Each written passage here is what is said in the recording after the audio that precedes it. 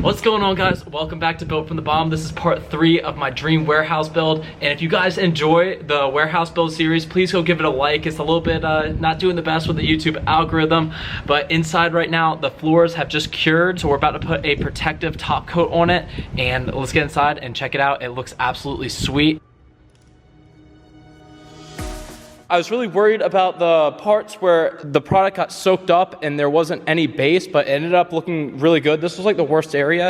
And you can see we have a different look in the product because it's thicker right there. Other than that, like, this came out really nice. It's a really nice light color. It makes the area look brighter. We still have to do all the walls and everything. We have to protect the floors. I left the floors in my other place like this and they ended up getting a little scratched up. They still look great, but I want to make this last long term. So when this becomes a rental, hopefully by October 1st, when I get another property, it'll stay looking really good for, say, 5 years, 7 years. So then I don't have to keep on redoing this when new tenants come into place. So I was told that this will make it 10 times more scratch resistant, and it'll just be a whole lot more durable than just having our top base coat. And you got your part A, your part B, 2-to-1 ratio, and then the guy gave me this stuff. I forget what it's called, but we need to mix it in.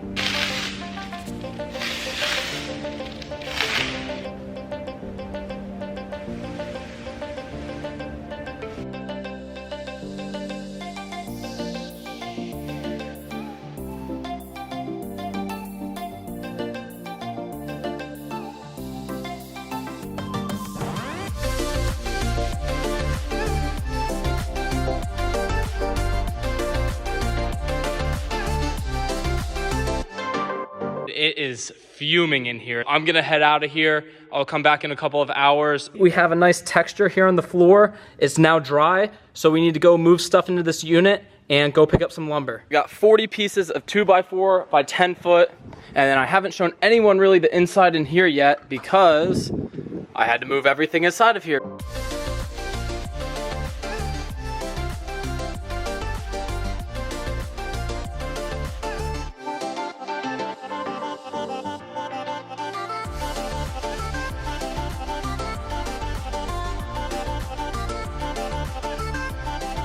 Got this section all cleared up. So the idea for here is that this back area is gonna be its own space, its own office, and then we're gonna run the wall straight through here, put a door right there. This is gonna be the extension of the bathroom, and this wall is gonna get knocked down. I'm gonna start knocking down this after I remove all of this electrical running from right here.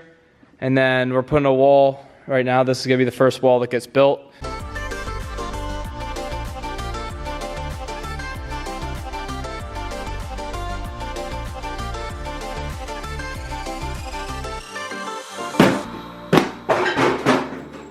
Get rid of that.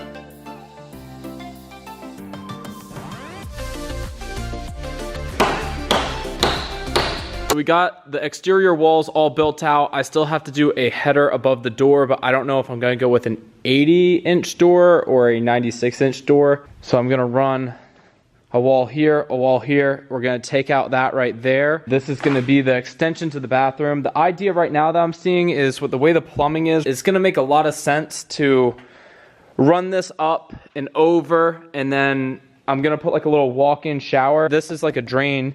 So if I just cut up the concrete from here and then pipe it into the drain right there.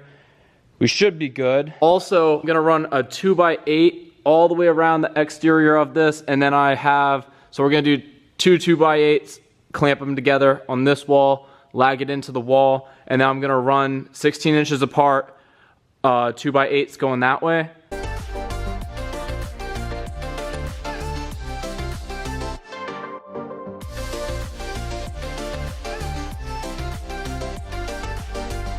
All right, so I just picked up my next order of stuff. We have 13 2x8 by 12s, 8 sheets of drywall. It's definitely not enough drywall to get all this done, but I'm gonna put you guys on some game right here. If you're not ordering everything online, so then it's already pre-picked, and then you just walk in there and pick it up, you're just completely wasting time. I also got, right here, 20 hinges, 20 hangers, whatever you wanna call it.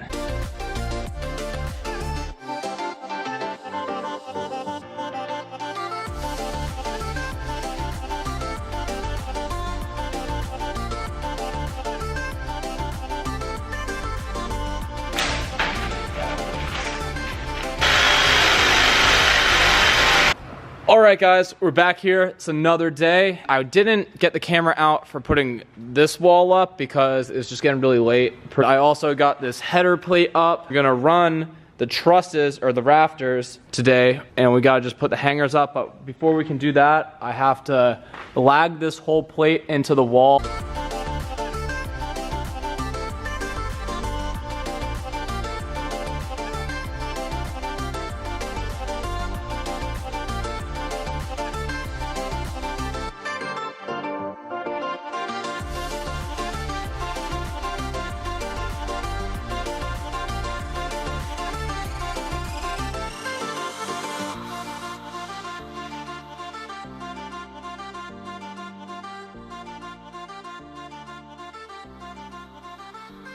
All right, guys, that's gonna be it for this video. I just ordered a whole bunch more stuff off the Home Depot thing, so I'm gonna wait for them to drop that all off. We'll get the rest of the plywood, stack it all up on the top, screw down the floors, everything. I got that last piece hung up, and the game plan is, I guess, cut that little piece at the top and then have a 1/2 inch of overhang on the plywood.